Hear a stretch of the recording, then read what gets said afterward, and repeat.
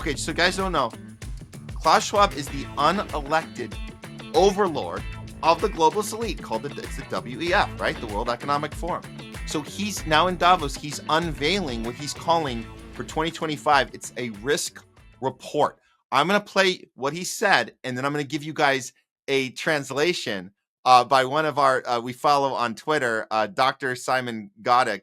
He's great. He's going to give us a translation of what he says. He talks in English, but we're going to need to have the subtitles afterwards. So let's hear Klaus Schwab telling us about 2025 risk report. Here we go. We are coming together at a moment when the world faces critical challenges. Our annual risk report 2025 identifies the foremost risks, such as armed conflicts, extreme weather events, misinformation and disinformation, increasing divisions within societies, within countries, cyber espionage, and many more. Simultaneously, we stand at the brink of what we call here the intelligent age, where artificial intelligence and other groundbreaking technologies and innovations will fundamentally transform economic systems, business models, and personal lives. The transition from the industrial to the intelligent age is occurring at an exponential pace, carrying unprecedented risks for humanity as we strive to prepare and to adapt to its complexities. Yet, it also offers significant opportunities for meeting current and future challenges and spark a new renaissance, one defined by advancements in technology, health, culture, and societal welfare. All right, let's see the translation from Dr. Simon Godek. The risk report. Here we go. He sat through the whole thing, so we don't have to do that. But here's what he comes up with. Okay, we must address misinformation and disinformation. So the translation of that is any dissenting opinion must be censored and labeled as dangerous. The next thing that he said is there are increasing divisions within societies and countries. Translation. People are waking up to our lies, and we need to regain control before they turn against us. Then he goes on to say, we stand at the brink of the intelligent age. Translation, AI digital surveillance and automation will replace your job, monitor your thoughts, and ensure compliance. Couple more here. This transition carries unprecedented risks for humanity. Translation, your freedoms will be eliminated under the guise of security and progress. And it also offers significant opportunities for a new renaissance. Translation, a future where unelected technocrats like myself dictate every aspect of your life. Their future is your chains. Fight back. Jay Scott, what the hell is going on? And anybody who listens to that speech without the translations we just read to you and thinks that this is a good thing, I don't know what to tell you. If you think that we are heading to a better, greater, more amazing world for all, I don't know what you're on, but you're not watching what we're watching. Your take, Jay. Yeah, I mean, at least they're telling us, like what they plan on doing. That's, the positive in this whole situation. Now they're trying to code it, in flowery language. But if you really listen close, what Simon translated it to should be most people's, takeaway who've been paying attention to this situation. So, the WEF wants us eating roach steaks. They want us, dependent on transportation systems that they control. So if you try to run from them or escape them. They can press a button and turn your car off, and make sure that you can't transact with your money wherever you go. So they are a truly dystopian like organization. And I I appreciate the fact that you keep such a close eye on these people, because most folks don't realize how much impact the World Economic Forum like actually has on the world. Like, they're bringing together people from the private sector Yeah. and the public sector with the richest people in the world, and they are making plans in front of all of us about how to run the world. They're pretty much like the open version of the Bilderberg Group. And for those who've never heard of the Bilderberg Group, I'd encourage you to like go look them up. But they're pretty similar to the World Economic Forum. It's just we don't get to hear what they talk about like in those meetings. So I'd really encourage everybody to look into these NGOs and study their plans, because what you'll see is pretty much the left and the right all over the world are working towards World Economic Forum plans in different ways. Like, for example, one of their goals is to get everyone a digital ID. How did the left want to do the digital ID? They wanted vaccine passports. Yep. How does the right want to do digital ID? They want to do it, to handle the immigration crisis. Yep. Yeah, which funnily enough, the right plays a big hand in creating, because the last time Trump was in office, what did he do? Destabilize Venezuela. Where are we getting most of our illegal immigrants from right now? Venezuela. Like, and I'm not saying Venezuelans in general are bad. That's not at all what I'm saying. But if you look at the uptick in crime, Tren de Aragua, I don't know if I'm pronouncing the name correctly, but there's a big Venezuelan gang that has been causing trouble in different cities. It's not just in one city. I know there was a big story the other day about it happening over in Colorado. It's also happening right around the corner for me over in San Antonio. I'm based in Austin, Texas. San Antonio is about an hour from me. And apparently they were doing the same thing in San Antonio. So the Democrats and the Republicans both work together to accomplish the same end goals in different ways. But if you're studying the agenda of the World Economic Forum, then you'll see how they're both working towards the same goals in different ways. So yeah. I'd encourage everyone to take a deep look at that. Yeah.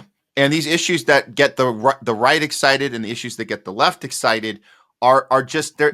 It's just the way they package it, but it's for the same outcome. You're absolutely right. And the immigration thing that you mentioned, we know that they're faking it on both sides, because nobody ever talks about American imperialism. Nobody ever talks about the Western war machine. What created the Venezuelan refugees in the first place? We drove 4 million. Did you know we drove 4 million Venezuelans out of the country 10 years ago when I guess it was when Maduro first took office over Hugo Chavez, because I think he died of cancer back in 2013. Maduro takes over for that next year. That was 2014, 2015. By this time, 10 years ago, we'd already driven 4 million people out of there. So how did we do? What do we have to do with that? So people don't talk about that. Trump certainly doesn't talk about that. None of the Democrats talk about it, but it's the war machine. It's the pushing of the sanctions and the squeezing people to their poor till there's nothing on the shelves, and they're poor and they're homeless and they have no choice and they have to get out. So we create the refugee problem. They come here, and the gang behavior that they already had there, they have here.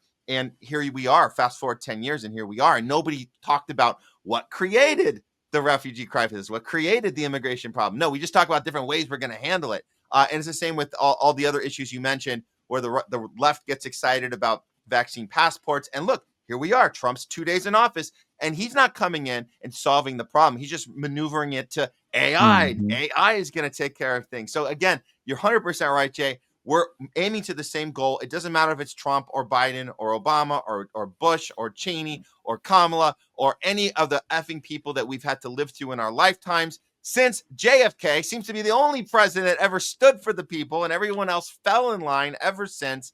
It's a total capture of the government. It's not communism, by the way, guys. That's not communism is not this. This is corporatism, where the privatization, the WEF people out there go around the world and capture the governments and implement what they want. And they own the government. The Yeah, government has been taken over. It's not the actually government. Yeah. fascism. It's the Well, that's merger. fascism. Yes. Yeah, it's the merger of the public and the Yeah. private sector to accomplish the same goals. Yeah. Yeah. And in Canada is a great example. We saw Klaus Schwab say out loud a few years back how excited he was that we had people in every part of the government all over the world, and he specified Canada. We have our people have infiltrated the government of Canada and are guiding it from inside. So the fact that he said that, and again, a lot of people like to say, "Oh, look at Trudeau, he's gone radical left, radical communist." No, he got captured, and he was doing the bidding of the WEF the whole time. Yep. It's all been that, and he just ran out of. They didn't need him anymore. They were like, "Oh, we're done." Yeah. You got that look on your face like you're out of gas. No one's trusting you anymore. We're spitting you out. We're going to bring in the new one. That's what happened in Canada. We covered it on the show. I don't think people understand fully what happened there, but it was a WEF capture, implementing the 15-minute cities, the we're going to go into your bank account if you stand up against the mandates. We're going to do everything to you in a fascist, and you said it, fascist state that we're living in. Nothing to do with left or right, just total capture of the government, and that's what the WEF does. And he's saying it out loud right now. Hello, right now, 2025 in Davos, telling us what's this risk situation we're in, and we got to fix the risk report and implement and fast track digital passports, digital IDs, and AI across the entire planet. And then, of course, when AI takes fully over, the elite are going to be able to live on for infinity in their little robot brains, I guess they think they're going to have, and the rest of us can go F ourselves. You ever heard of the show Altered Carbon on Netflix? I have not seen it though. Yeah. Is it? I got to go back and watch that Okay. now. It's funny you mentioned that just now, but it's essentially a concept where human consciousness is like transferable. So what they'll do is they'll like clone people. So they got like meat suits, and when one person's about to die, they transfer the consciousness like out of that person into the new meat suit and all that. So my guess is the elites are probably working on that right now. So to make sure what they're working on is population control. These are the things they say out loud. I'm feeling risky right now, Jay. Before we move over, I'm gonna tag on the end of this segment with one more. If people didn't know how horrible and nefarious these people are and what their agenda is, not just power, not just control, not just keeping us in line, but actual population control seems to be on the docket too. And I'm not saying that. We're not saying that. YouTube just knows we're reporting that they're saying that. You don't believe me? Listen to this. This is a back-to-back of Yuval Noah Harari and Bill Gates telling us out in the open. This was a few years back, but they're telling us what we're doing with population control. Here it is. We see the creation of a new massive class of useless people. As computers become better and better in more and more fields, there is a distinct possibility that computers will outperform us in most tasks and will make humans redundant. And then the big political and economic question of the 21st century will be, what do we need humans for? Or at least, what do we need so many humans for? Do you have an answer in the book? At present, the best guess we have is keep them happy with drugs and computer games. The energy on average for each service and the CO2 being put out This is per a TED unit Talk. of energy. Watch this. So let's look at each one of these and see how we can get this down to zero. Probably one of these numbers is going to have to get pretty near to zero. That's back from high school algebra. But let's take a look. First, we've got population. The world today has 6.8 billion people. That's headed up to about 9 billion. Now, if we do a really great job on new vaccines, healthcare, reproductive health services, we could lower that by perhaps 10 or 15%. Okay, and I'm playing with fire. This is the last thing I'm going to show for this segment, and then we'll move over and we can breathe. But I'm playing with fire. This is from Slay. We've gotten in trouble before with Slay because it's not us reporting this. We're just telling you guys that this came out in Slay. Russian military blows whistle on Bill Gates' bioterrorism plot to reduce population. Let me get that banner off. Hold on a second so I can read it. Oh yeah, this is the guy. So this is Frank Bergman. We've actually been in trouble by this guy before. It's led to our YouTube channel being terminated by the same author because we were reporting Thanks, on Frank. what he's reporting. So I should be very clear. We're not saying this. Frank Bergman is saying this with Slay. Russia's military defense, and this goes back to our previous story of what is Putin doing? What's happening here with the biolabs and all this stuff? They've accused billionaire Bill Gates of funding bioterrorism related activities with the goal of population reduction. The Russian Ministry of Defense raised the alarm in a press briefing where officials asserted that the Gates Foundation is a primary sponsor of the U.S. African biolab complex. Addressing the media, the deputy chief of the Nuclear, Chemical, and Biological Protection Troops of the Russian Armed Forces warned American specialists capable of enhancing the pathogen functions of microorganisms are actively operating. And he claims the Russian military has uncovered evidence showing that Gates has been funding U.S. biological activity in Africa. We're stopping it there. We're just reporting that Slay is reporting that a Russian military official is reporting that they have the evidence to back up this claim, which is we're saying is speculative at this point, and it's just being said out loud and reported on, and we're reporting on the report, just to be very clear. Not our words. It's coming from Slay. Holy crap. Wow. Yeah, I mean, like I said, I think it's a net benefit for sure that Russia's doing that. But do I think we're actually going to extradite anybody to Russia to go face trial over there? I doubt it. But hopefully, we can get other people, other governments to call for the same thing. And, I got to send you the thread, but, on my profile, I actually did a thread of leaders who stood up, against the COVID narrative. And I'm not saying that the U.S. government, or big pharma complex assassinated any of these people, but there is a string of coincidences of people who stood up against the pandemic narrative, either being assassinated, having an assassination attempt done on them, or dying mysteriously, like after they bucked up against the narrative. And, one of the most relevant ones to the current political climate would definitely be the president of Haiti. I know everyone is scared of Haitian refugees right now.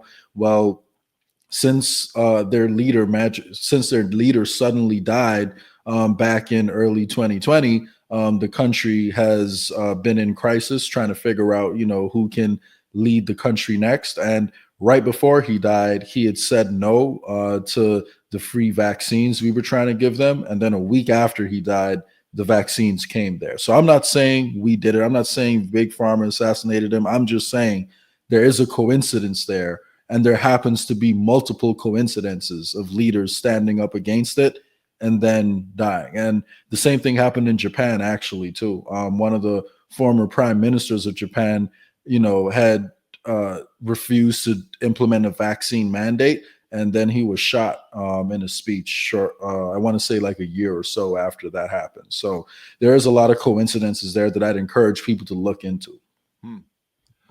Well, they're just coincidences. And again, we're just reporting on them. That's all we're doing here on our trusted new YouTube channel, which I will throw up for you guys if you haven't checked it out yet. This is our burner channel since our last one got terminated, not suspended, not punished, not restricted, not demonetized, terminated. So you can't find the homeless left on YouTube anymore. What you can find is THL Presents.